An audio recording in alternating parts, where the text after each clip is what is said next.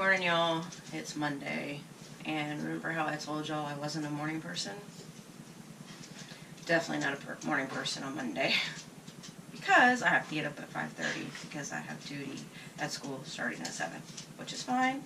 I love it, love my job, and I especially love my coworkers, so I'm excited to get to work.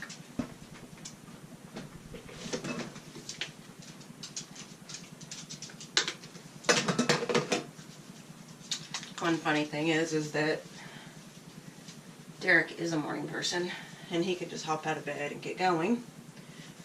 Haley's kind of a morning person. Maya's a lot like me. Don't talk to me in the morning. I was like that. Still kind of like that, but I make exceptions now. I used to not make my bed up until a few years ago. But now, I make my bed. Neither of my dogs like to take pictures or be recorded. However, this little puppy right here, she's 11 years old, not really a puppy, but she's such a morning person and comes and wakes me up and wants to get in bed and snuggle every morning.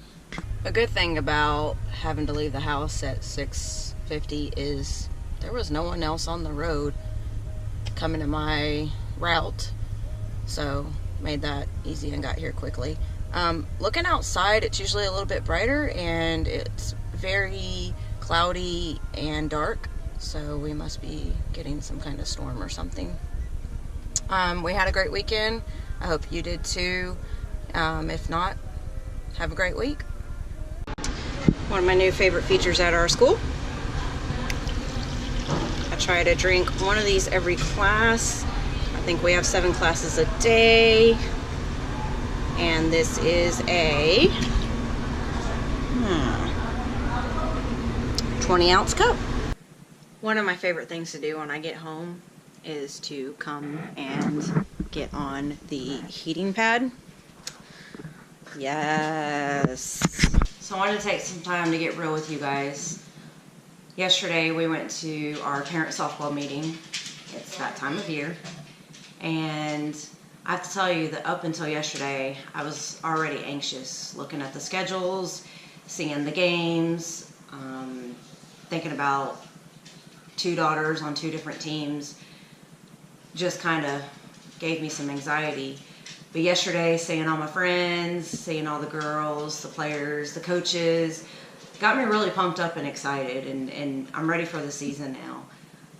The girls started practices today, so they're at school still, and I'm excited to see how they're feeling because I know Friday they had weight training and they were both like dying, so I'm sure they're going to be dying even more today. So last year was a struggle for me. I went through a really hard time, very depressed, lots of anxiety. Took a good while before I went to the doctor because I was trying to control it on my own, thinking that I could handle things, and I couldn't. When I went to go see him, he had asked how come I hadn't come seen him sooner. You know, just I'm a stubborn person. I don't like going to the doctors. I was totally broken out in hives, and it had been that way for a while. So he told me that, you know, there's no way I could do it on my own.